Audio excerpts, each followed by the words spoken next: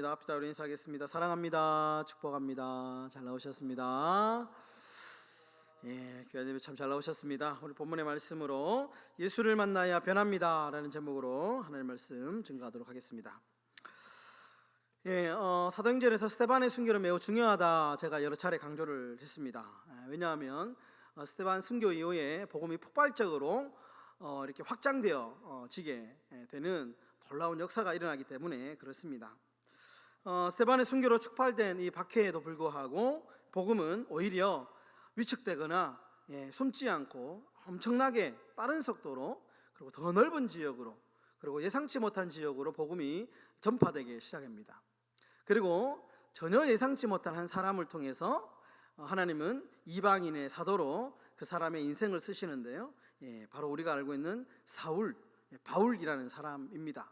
드디어 이제 이 사울이 성경의 역사 속으로 이 사람이 이제 들어오게 되는데요, 오늘 본문이 이제 극적인 예수님과 사울의 만남을 기록한 장면입니다.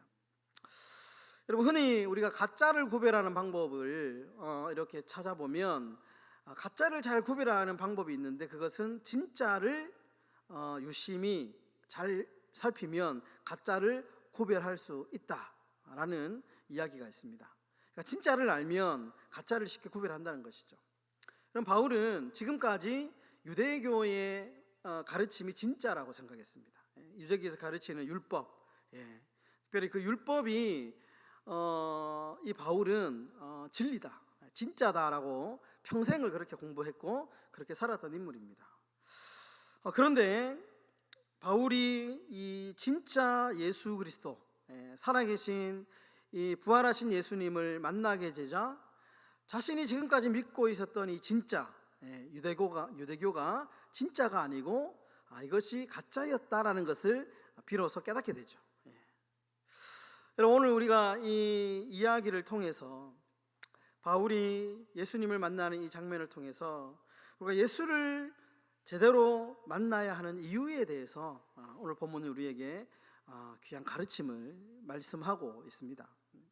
첫 번째로, 여러분, 우리가 예수를 만나면 우리 자신이 죄인인 것을 깨닫게 됩니다. 우리가 예수를 만나면 스스로가 어떤 존재인지, 내가 어떤 삶을 살아야 되는지, 구체적으로 삶의 목적과 의미를 깨닫게 되고 내가 죄인이었다는 사실을 비로소 깨닫게 된다라는 것입니다. 여러분, 스데반이 순교하던 현장에 아주 적극적으로 참여했던 사람이 바로 바울이죠. 사울입니다. 스데반을 죽일 때 여러분, 사울이 옆에서 죄책감이 없었습니다. 오히려 더 살기가 등등해지고, 그리고 예수를 믿는 사람들은 이단이라고 생각했기 때문에 그 사람들을 죽이는 것은 당연하다. 사람을 죽이는 것은, 그 사람들 죽이는 것은 오히려 옳은 일을 하는 것이다, 이렇게 생각을 했습니다. 근데 이 과정에서 더 확실한 어떤 공정을 받기 위해서 이 사울이 이제 다메섹으로 대제사장을 만나러 가는 길입니다. 그때 이 사울이 예수님을 만나게 되죠. 만나게 됩니다. 그리고 이 만남을 통해서 바울이 아주 극적인 변화를 경험하게 됩니다. 극적인 변화를 경험하게 되죠. 여러분, 이전에 이 바울의 모습을 보면 바울은 절대로 변할 수 있는 사람이 아닙니다. 그는 평생 최고의 가문에서 율법학자 밑에서 율법을 배웠고요, 그리고 당대의 최고의 학위를 가지고 있었던 사람입니다. 그리고 누구보다도 강력한 자기 확신을 가지고 있었습니다. 굉장히 자기가 배웠던 학문에 대한 자부심이 있었고, 그리고 자기가 가지고 있던 생각들, 예수를 믿는 것, 이 예수는 아주 종교 사기꾼, 마땅히 이 세계에서 없어져야 될 이단이라고 하는 강한 자기 확신에 빠져있던 사람이었습니다. 그런데 예수를 만나자 이 모든 신념과 지식이 하루아침에 변하게 되죠. 그리고 사람의 목숨을 함부로 취하는 것을 죄라는 것을 깨닫게 됩니다. 자기가 했던 것들, 자기가 옳다고 생각했던 것들이 이것이 옳지 않구나, 이것이 죄구나 라는 것을 깨닫게 됩니다. 지금까지 자기가 배웠던 세상의 모든 지식, 모든 가지고 있었던 자기 확신, 자기 신념, 자기 철학, 이런 것들이 새롭게 정리가 되죠. 새롭게 정리가 됩니다. 여러분, 특별히 자기 자신을 제대로 보게 됩니다. 내가 죄인이었구나. 자신의 무능함을 보게 되고요, 자신의 죄를 비로소 깨닫게 되었다라는 것입니다. 여러분, 한 인간이 살아계신 하나님을 만나면 이런 변화의 과정을 겪게 됩니다. 성경에도 보시면, 이사야 6장에 보시면 이사야 선지자가 살아계신 하나님을 만났을 때에 겪게 되는 아주 극적인 장면을 묘사하고 있습니다. 6장 1절에 보시면 이렇게 말씀합니다. 우시야 왕이 죽던 해에 내가 본즉 주께서 높이 들린 보좌에 앉으셨는데 그의 옷자락은 성전에 가득하였고 스랍들이 모시고 섰는데 각기 6날개가 있고 그 둘로는 자기의 얼굴을 가리고 그 둘로는 자기의 발을 가리었고 그 둘로는 날며 서로 불러 이르되 거룩하다 거룩하다 거룩하다 만군의 여호와여 그의 영광이 온 땅에 충만하도다 하더라. 이같이 화답하는 자의 소리로 말미암아 문지방의 터가 요동하며 성전의 연기가 충만한지라. 그 다음 6장 5절의 말씀 다 같이 한번 읽어보겠습니다. 시작. 그때에 내가 말하되 화로다 나여 망하게 되었도다. 나는 입술이 부정한 사람이요 나는 입술이 부정한 백성 중에 거주하면서 만군의 여호와의 신왕을 배웠음이로다 하였더라. 여러분, 이사야 선지자가 소명을 받기 전에 살아계신 하나님을 존전 앞에 딱 배웠을 때 하나님을 만나게 되자 자신을 어떻게 표현하느냐, 두 가지로 표현합니다. 화로다, 부정하다, 부정한 존재, 망하게 되었도다. 그러니까 지금까지 보지 못했던 자신의 이 죄된 모습을 아주 적나라하게 살아계신 하나님을 만나게 되자 자신의 모습을 보게 됩니다. 비로소 자신이 부정한 죄인인 것을 깨닫게 됩니다. 여러분, 인간은 태생적으로 교만한 존재라고 합니다. 태생적으로. 그래서 자기가 잘난 맛에 살죠. 모든 것이 내 중심으로 돌아갑니다. 근데 하나님을 만나기 전에는 우리가 죄인인 것을 모릅니다. 지나가는 사람들에게 당신은 죄인입니다 하면 굉장히 기분 나빠합니다. 그런데 이런 교만이 깨어지는 순간이 있는데 자기보다 초월적인 존재, 나보다도 더 우월한 존재, 신적인 존재를 만나면 그 앞에서 무너지기 시작하는데, 바로 살아계신 하나님을 만나면 인간은 그 앞에서 자신의 존재를 깨닫게 됩니다. 그래서 여러분, 하나님을 제대로 만난 사람들 처음에 그 어떤 이제 모습들을 보면 충격에 빠지죠. 충격에 빠집니다. 왜냐하면 지금까지 한 번도 보지 못했던 자신의 모습을 적나라하게 보기 때문에. 적나라하게 보기 때문에. 저도 옛날에 그런 회심의 경험을 아주 극적으로 했는데요.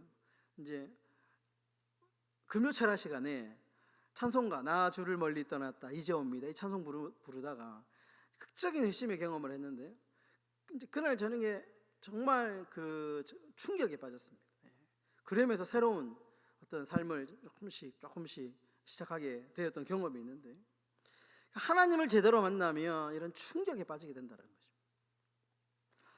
여러분, 결혼을 앞둔 사람들이 처녀 총각들이 가끔은 심리적인 충격을 겪게 되는데, 전문적인 심리학적인 용어가 있더라고요. 메리지 블루라고 하는 용어입니다. 메리지 블루. 그러니까 결혼을 하게 되면 그 결혼을 하기 전에 굉장히 두려움에 빠지는 겁니다. 두려움에 빠지는 거예요. 때로 우울증에 빠지기도 하고, 결혼 이후의 삶을 내가 어떻게 살아갈 수 있을까, 굉장히 이제 두려움에 빠진다는 겁니다. 그래서 메리지 블루 현상에 빠지게 된다라는 거죠. 근데 이 현상의 가장 큰 특징이 뭐냐 하면, 지금까지 보지 못했던 자신의 모습을 보고 충격에 빠진답니다. 그러니까 신앙의 원리 속에서도 이 메리지 블루 현상이 있습니다. 살아계신 예수님을 우리가 인격적으로 딱 제대로 만나면 평소에 보지 못했던 나의 죄가 보이고, 내가 앞으로 어떻게 살아갈 수 있을까, 충격에 빠지게 되는 거죠. 그리고 그때부터 새로운 변화를 조금씩 born again, 다시 태어나는, 거듭나는 이 현상을 겪게 되는 것이죠. 그래서 여러분, 바울이 로마서 7장 24절에 보시면 아주 유명한 오호라 나는 공고한 사람이로다. 공고한 사람이다. 이 사망의 몸에서 누가 나를 건져내라. 아주 처절한 몸부림을 고백을 하는 것이죠. 오호라 나는 공고한 사람이로다. 하나님을 제대로 만난 사람의 고백이 이런 고백이 된다라는 것입니다. 여러분, 우리는 매일매일 예수님 만나야 됩니다. 우리가 처음 예수를 믿을 때 첫 번째 만남이 있죠. 근데 그 첫 번째 만남으로 끝나면 안 되고요, 끊임없이 우리의 삶의 현장에서 예수 그리스도를 매일매일 만나는 작업들이 이루어져야 됩니다. 그래야만 우리의 삶이 성장하고요, 성숙합니다. 여러분, 우리가 예수를 만나는 유일한 길이 있는데요, 그것은 말씀 앞에 우리를 자꾸 노출시키는 겁니다. 말씀 앞에. 말씀은 진리거든요. 진리입니다. 이 진리의 말씀 앞에 우리를 자꾸, 우리의 이 교만을 자꾸 노출시키는 겁니다. 말씀을 자주 읽고 말씀을 자주 듣고, 우리가 계속해서 예배에 나오는 이유도 끊임없이 하나님의 말씀 앞에 우리를 노출시키는 작업이죠. 그러면 우리의 이 교만함, 우리의 이 죄의 본능들을 끊임없이 발견하고 우리가 하나님 앞에 제대로 설 수 있게 된다라는 것입니다. 말씀 안에 길이 있고 말씀 안에 해결 방법이 있기 때문에 끊임없이 우리가 말씀 앞에 우리의 삶을 노출시켜야 된다라는 것입니다. 여러분, 이 정말 진리 되시는, 말씀의 본체 되시는 우리 예수 그리스도, 그분 앞에 여러분들의 삶을 끊임없이 노출시키며 매일매일 예수를 만나는 저와 여러분들의 삶이 되시기를 주의 이름으로 축원합니다. 여러분, 두 번째로 예수를 만나면 또 하나의 큰 변화가 있는데요, 인생의 주인이 바뀐다라는 것입니다. 인생의 주인이 바뀐다. 여러분, 사울이 지금 예수님을 만나는 순간 지금까지 모든 자기 확신이 뒤집어집니다. 자신이 배웠던 학문, 자신이 가지고 있던 철학들, 모든 것이 바뀌고 지금까지 모든 삶을 단숨에 포기하죠. 단숨에 포기합니다. 그리고 철저하게 하나님의 섭리 가운데 하나님의 손길에 이끌려서 훈련받고 연단받아서 이방인의 사도의 삶을 살아가게 됩니다. 그리고 그가 이렇게 고백합니다. 그럼 갈라디아서 2장 20절은, 이 갈라디아서는 바울의 자서전이다 이렇게 이제 이야기를 하거든요. 바울이 자신의 인생을 쭉 이렇게 정리하면서 썼던 자서전인데, 그가 갈라디아서 2장 20절에 이렇게 고백합니다. 내가 그리스도와 함께 십자가에 못 박혔나니 그런즉 이제는 내가 사는 것이 아니요 오직 내 안에 그리스도께서 사시는 것이라. 이제 내가 육체 가운데 사는 것은 나를 사랑하사 나를 위하여 자기 자신을 버리신 하나님의 아들을 믿는 믿음 안에서 사는 것이라. 여러분, 이제는 내가 사는 것이 아니요 오직 내 안에 그리스도께서 사시는 것이다. 무슨 말입니까? 내 인생의 주도권을 다 내가 남겨드립니다 라는 뜻이죠. 이제는 내 인생의 주인이 내가 아닙니다. 내 안에 사시는, 내 안의 주인은, 내 삶의 주인은 이제는 예수님이십니다. 고백하는 것이죠. 내 인생의 주도권, 내 인생의 모든 핸들을 주님께 맡겨드립니다 라고 하는 신실한 믿음의 고백입니다. 여러분, 히브리서 기자는 이 같은 신앙의 원리를 아주 재미난 비유로 이야기를 하는데요, 달리기 경주로 비유합니다. 달리기 경주로 비유하면서 아주 중요한 신앙의 원리를 가르쳐주고 있는데요, 히브리서 12장 1절과 2절에 이렇게 이야기합니다. 한번 띄워주시고요, 우리 다 같이 한번 읽어보도록 하겠습니다. 시작. 이러므로 우리에게 구름같이 둘러싼 허다한 증인들이 있으니 모든 무거운 것과 얼매이기 쉬운 죄를 벗어버리고 인내로서 우리 앞에 당한 경주를 하며 믿음의 주요 또 온전하게 하시는 이인 예수를 바라보자. 여기까지요. 여러분, 달리기 경주를 잘하기 위해서는 반드시 지켜야 될 원칙이 있습니다. 뭐냐 하면 앞을 보고 달리는 겁니다. 앞을 보고 결승점을 바라보고 집중해서 달리는 것이죠.